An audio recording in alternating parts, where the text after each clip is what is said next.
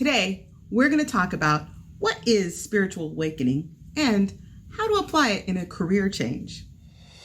I am your host, Lia Dunlap, and you are listening to the Oracle on Purpose podcast, where we help intentional leaders clarify their purpose and next steps to create a work and life of significance.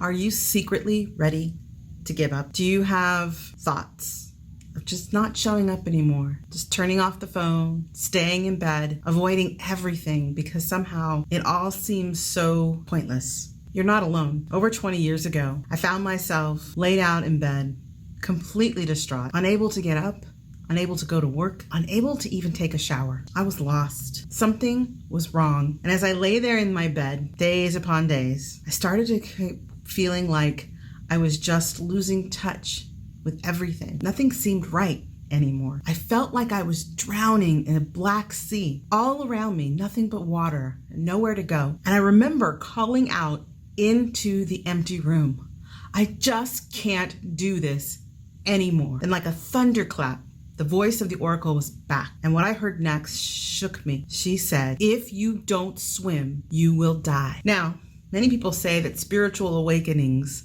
can be painful. And if your experience is anything like mine, that may be true. However, the only reason it was painful was because I had missed all the opportunities to pay attention, to recognize when the universe was sending me signs that I was off track. You see, if you've been following me for a while, you'll know that I had the gift of speaking to the Oracle since I was very young, but I got distracted, right?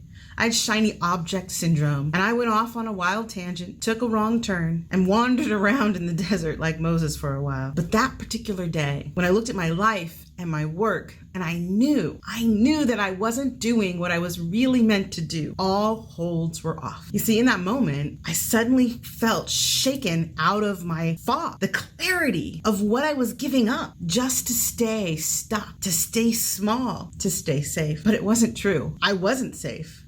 I certainly wasn't happy, and I definitely knew I was not doing what I was meant to be doing in the world. So I got up, I took a shower. I cried so hard in that shower, and I just let everything go. And what I realized was the fear of losing what I had was keeping me stuck where I was. And I had forgotten how to tap into the possibility of what I could have if I just followed my own internal guidance system.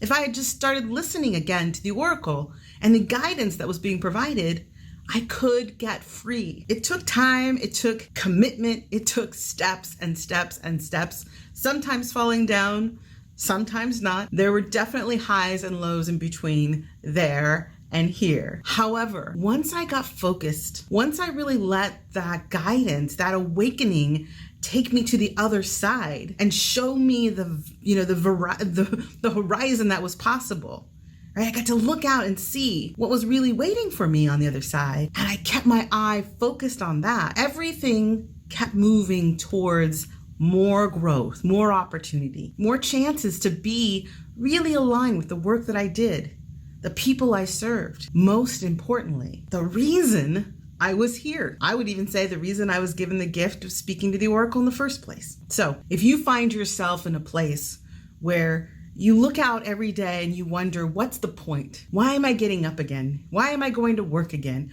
Why do I keep doing the same thing and hoping that somehow at the end of the day or the end of the week or the end of the quarter or the end of the year, it's magically going to be different? Then let this be your reminder that a spiritual awakening, while it might be painful at first, is just that. It's an awakening of something that already exists inside of you.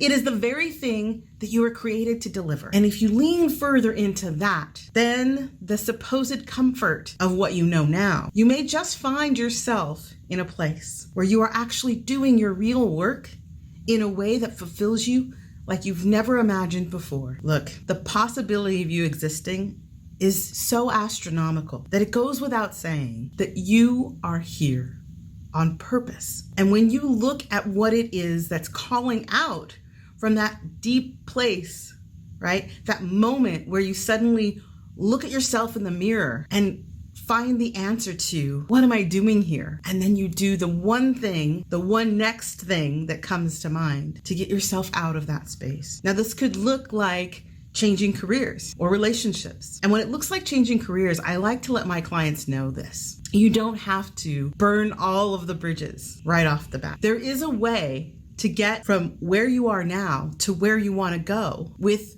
ease, with joy, with purpose. And it takes saying yes, that there is something you want that is out, that you are ready to do whatever your real work is. And once you do that, while not easy, the rest is actually pretty simple. Continue to follow that internal guidance that's happening as you awaken to who you are and why you're here, and take one step every day, no matter how small, toward that vision, toward that horizon that's awakening inside of you. I promise you, the universe is waiting for you to do that. The people you're here to serve, the worlds you're meant to change, the lives you will impact in the way. Those things are all outside of you right now. So when you can lift yourself out of that space, answer the question, listen to the guidance that's coming through that awakening space without fear, without judgment, with reverence, with curiosity, with hope, then you will see how beautiful your spiritual awakening is and will be for your life and your future. Thanks for tuning in to the Oracle on Purpose show.